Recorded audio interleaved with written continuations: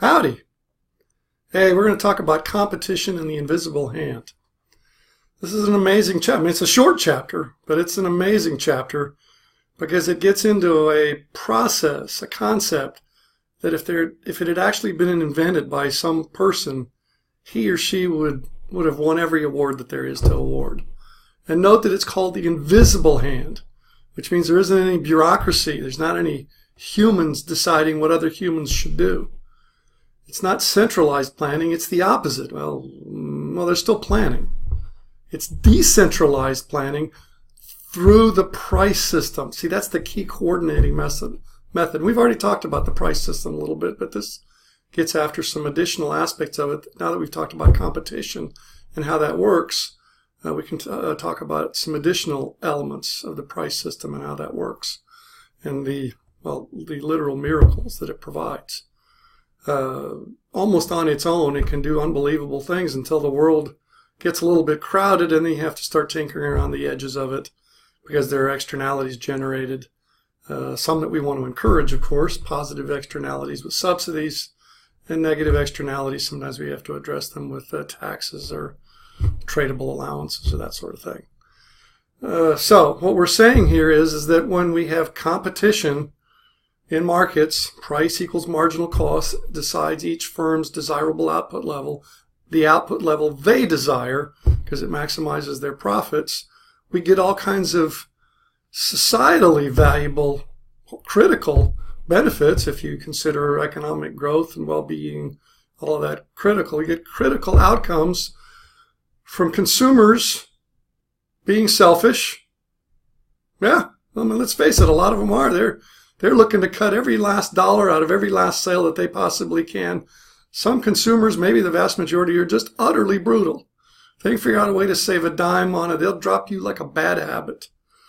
Okay? And then there's the greedy producers, right? If they can figure out any way to squeeze another dollar out of a sale, they'll do it. All right? But in a competitive environment, that selfish, greedy behavior produces socially beneficial outcomes. And that's pretty darn important because we, sadly, can count on most people being sort of selfish and brutal about who they buy from, and about most producers looking out for themselves and trying to make as much money as they can. And one reason for that on the second part of that is in our competitive world, when you try to make as much money as you can, sometimes that's not very much. It may be just barely enough to cover your opportunity costs, which is, of course, what we've been meaning now for a little while, I guess not too long, depending when you view this. By zero economic profit is the normal outcome. All right, we'll talk about that a little bit more in this video and why that results and why that's important. Okay, so self-interest yields beneficial outcomes to society, and thank goodness, because most people do mostly pursue, not always, but mostly pursue self-interest. It's hard to discern for most people exactly what the social interest is, and plus it takes most of your day to support yourself and your family. You better spend most of it pursuing self-interest. All right, so as we learned from the previous discussion, in a competitive market, each firm sets their output level so that the price that they take as given, price-taking behavior, right? That's the going rate. I want to sell it. I'm going to have to sell it at that price. If I want to buy it, I better plan to pay that. Okay, so everybody's facing the same price. Worldwide in many cases, right? Remember the international trade chapter, right? We have world prices. So then what we're going to have is worldwide, which is even better than just nationwide. Everybody faces the same price. Everybody will produce up to where their marginal cost is equal to that price. What does that mean? That means they'll stop with the unit that just barely covers the cost of making it, right? So it's the best quantity to produce. Let's just say it's 10. 10 may be the best quantity to produce, but the 10th unit of output wasn't the best amount, right? The 10th one was the one that just barely paid for itself, okay? So maybe the third or fourth one was the one that made the most money. The 10th one didn't make any money.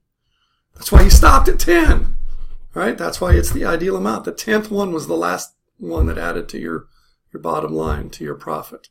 All right, so when everybody is motivated to do that by their own self-interest, to produce so as to maximize their profit, they produce so that their marginal cost is equal to the price that everybody faces.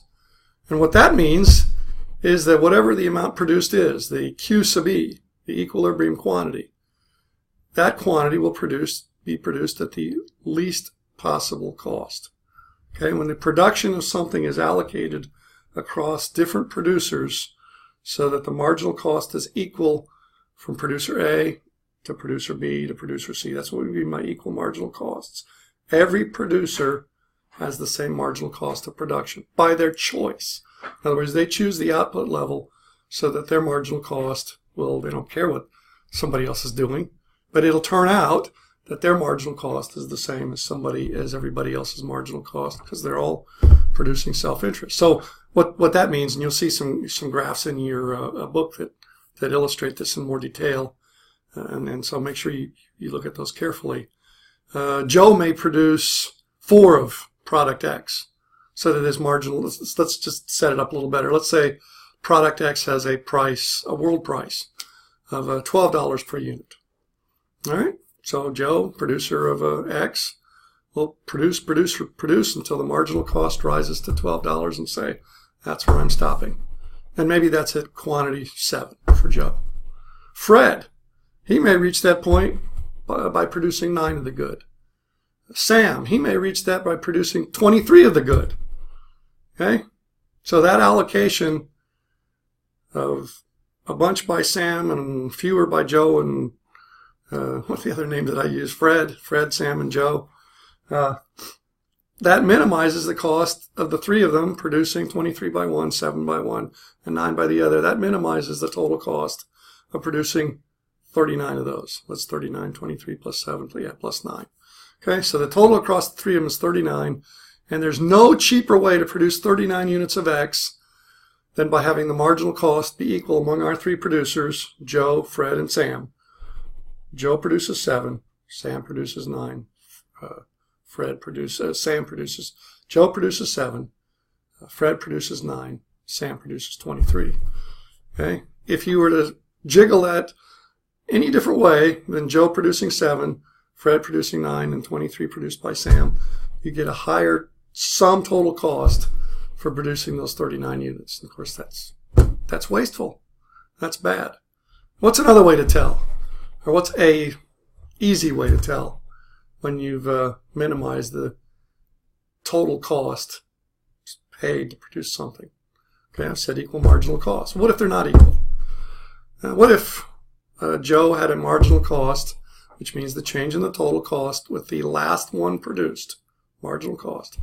What if Joe's 7, the 7th one, was produced at a marginal cost of $10? Okay? And Sam, producing his 23, the marginal cost was $15.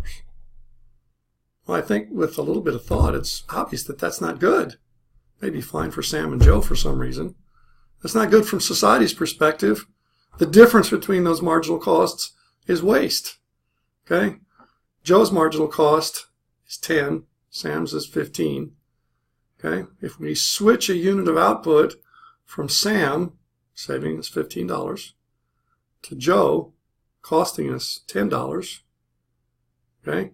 Total output's the same. 1 less here, 1 more here.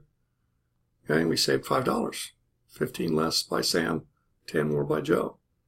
I think that's a proof. I think that's a proof that until the marginal costs are equal, right, total costs will not be minimized. Now, in that process of moving one from Sam to Joe, how does that equalize the marginal cost? Well, because the marginal cost line, sketch it on a graph. I don't know, this mirror thing is backwards. Is that making an upward sloping line? Anyway, the marginal cost line, the supply line, remember it's the same thing. The supply line is the marginal costs combined for all the sellers. So that's the marginal cost line. Is upward sloping. Okay, so when Sam does 1 less, because his is at 15 and Joe is at 10, Sam's marginal cost goes down. Okay? And when Joe does 1 more, his marginal cost goes up. Okay? So eventually, somewhere between 15 and 10, their marginal costs will be equal.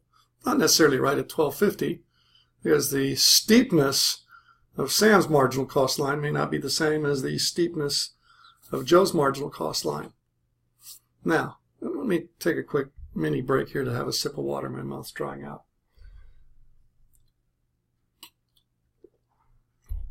Now ask yourself,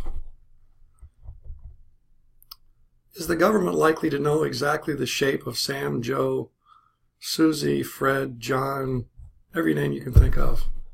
The exact shape, the steepness of it, at what quantity, what the dollars per unit marginal cost is for every single producer of everything? Would we want them to know? And let me apologize. We shouldn't call them them. Would you want us to know? Because that's the government. The government's us. Would you want collectively everybody to know? Doesn't matter. They can't know. I can't foresee any technology ever where some central machine knows exactly at what rate everybody's cost per unit changes with the quantity of something continuously.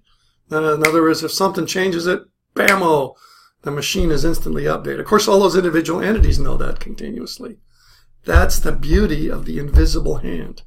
What some of us, and especially me, since non-economists or the public in general, they think this invisible hand thing is kind of silly. Well, all right. So I can't educate them all at one time. It's not silly. I can't educate them all at one time, so I'll just call it something different that maybe sounds better. But it's exactly the same thing. The invisible hand is exactly the same thing as decentralized planning. Okay? So you see, that's why decentralized planning is such a wonderful thing. Because every single member of the decentralized planning units, they know their marginal benefits, they know their marginal costs, and they know it continuously for all things all of the time. Okay? And then they can participate through the price system. They can participate through the price system, decide when they want to buy something and when they want to sell it. Okay? When they want to be the producer of it versus I'd rather be the consumer of it. When they want to export it versus when they want to import it. And in that way, the market reflects an immensely more amount of information. Is that grammatically correct? The market harnesses a lot more information than any central planner ever could. As I often say, often to the amazement of my audience, a single price contains a lot more information than any government study or any government bureau as a whole has ever contained. Studies, like this thick sometimes. A single price for a single good contains the sum total knowledge motivated by self-interest to either buy something as cheaply as possible or to sell it for as much as possible. Harnesses all of that, all in one single number. Sorry, I'm getting kind of screechy because it's just such an awesome thing. And another awesome thing about it is it does need a little bit of fine-tuning occasionally. Externalities, that kind of thing. Not enough competition. What can we do to have some more competition or somehow tolerate and live with less competition in the case of naturally not so competitive circumstances? So there's room for us economists to have to estimate MC lines and MB lines and say, from a normative perspective, here's what I think we should do about this little quirky malfunction of the private system. It must have been somebody that didn't like the free market that called it market failure, because it's just like the whole world came crashing down. No. Market failure, as it's been labeled, means that it didn't get it exactly right. It missed by that much. And by golly, we don't want to miss it all, so let's tinker with it a little bit and now we haven't missed it at all. That Pigovian tax thing, right? We're going to internalize a negative externality. We're going to go from having the equilibrium be that close to the optimum to being right at the optimum, right? That's what it's all about. Okay, so the free market either does brilliantly or pretty well. And when it does pretty well, if we're careful in how we construct our public policies, we can make it better. Of course, the government isn't perfect either.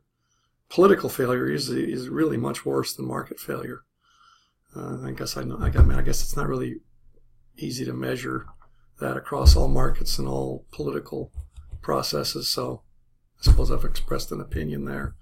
In any event, sometimes the market failure, the little difference between how far we are from perfect, can be big enough that, and certainly is in some cases, that even the imperfect political process is likely to do something that will make things maybe not perfect, but closer to perfect. And in other cases, maybe I ought to just leave well enough alone. There were enough examples in your previous homework assignment of where there was some external cost, but it wasn't policy relevant, or private negotiations weren't going to get it done because there just wasn't a big enough gap imperfection gap for the cost of doing something about it to be worthwhile. Passing gas in the elevator example. Yeah, that's sure annoying when it happens, especially if it's not easy to get out on the next floor. And it's probably doesn't rise to the level of passing a law and creating an enforcement mechanism and all of that to address it. Okay, so let me just go back to the basic fundamental concept that I'm trying to get across here. One of the things that a free market almost always does, and sometimes we have to help it a little bit by addressing not enough competition or spillovers, externalities. And one of the things that it almost always does, just by counting on people to pursue greed, the desire to maximize profit, is that it minimizes the total cost of producing the equilibrium amount. Okay, price equals marginal cost 1, marginal cost 2, and so on. The marginal cost of every producer of something will just naturally turn out to be approximately the same. Yes, it's undergoing constant adjustment as conditions change, but they're almost always in the vicinity of the same price that they're always looking at. And so, with marginal costs are equal, as I just illustrated with an example, we are achieving the total combined cost of all the producers. We're minimizing that total cost of their combined output. Okay, and again, the central planner cannot possibly know these different shapes and sizes and, exactly where on the graph the MC line is for all the producers of everything. Just not going to happen. This is one of the important reasons that central planning, any attempt at it, has always been an utter disaster. Look at Venezuela today. If you said, what's going on in Venezuela, Google that. Have a look at that. It's a real-time picture of what happens when humans, with the best of intentions, I hope, let's give them credit for that. Somebody thought it would be a better way to do things. Thought that greed is an unconscionable way to guide how things are done. And it really does sound like it is. That's why it's dangerous to have a society that's undereducated, because then they can vote for things that sound good that are really dumb. Okay, so with the best of intentions, the folks in Venezuela have just made an utter disaster out of what was once a very prosperous country. May not have been totally fair, and sure, why did some people make so much more money than others? And attempts to correct that politically have I suppose, made things more fair in the sense that more people are equal in poverty. Okay, so one of the trade-offs in the free market is, depending on how you define equity, can be seen as an efficiency equity trade-off. Free market is a brutal producer of efficiency. If you can't produce, you're just not going to get any piece of the ability to consume. And that sounds pretty brutal, right? I mean, that means a lot of people that, for whatever reason, either didn't, born with disabilities, or just didn't have a chance to get skills before they had to start supporting themselves and their families, are going to be poor.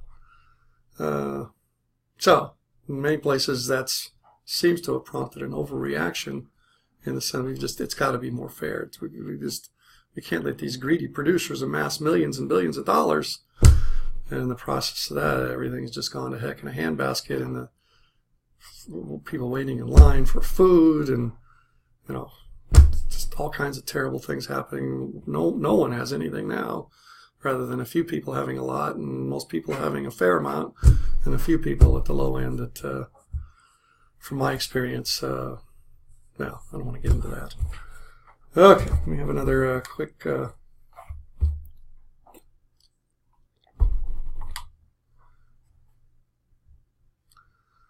I see that I've been yakking for 20 minutes now. I'm going to cut it off here. Give you a chance to take a break too, without having to freeze the camera. And I'll be back in a couple of minutes to chat some more. And you can be back from whenever you wish to view the second edition of this discussion of the invisible hand. Howdy. Hey, we're going to talk about competition in the invisible hand. This is an amazing chapter. I mean, it's a short chapter, but it's an amazing chapter because it gets into a process, a concept that if it had actually been invented by some person, he or she would have won every award that there is to award. And note that it's called the invisible hand, which means really valuable, critical benefits if you consider economic growth and well-being, all of that critical. You get critical outcomes from consumers being selfish. Yeah, I mean, let's face it, a lot of them are. They're looking to cut every last dollar out of every last sale that they possibly can. Some consumers, maybe the vast majority, are just, and negative externalities. Sometimes we have to address them with taxes or tradable allowances or that sort of thing. So what we're saying here is that when we have competition in markets, price equals marginal cost decides each firm's desirable output level, the output level they desire, because it maximizes their profits. We get all kinds of societal, there isn't any bureaucracy, there's not any humans deciding what other humans should do. It's not centralized planning, it's the opposite. Well, there's still planning. It's decentralized planning through the price system. See, that's the key coordinating method. We've already talked about the price system a little bit, but this gets after some additional aspects of it. Now that we've talked about competition and how that works, we can talk about some additional elements of the price system and how that works and the literal miracles that it provides. Almost on its own, it can do unbelievable things until the world gets a little bit crowded and then you have to start tinkering around the edges of it because there are externalities generated. Some that we want to encourage, of course, positive externalities with subsidies,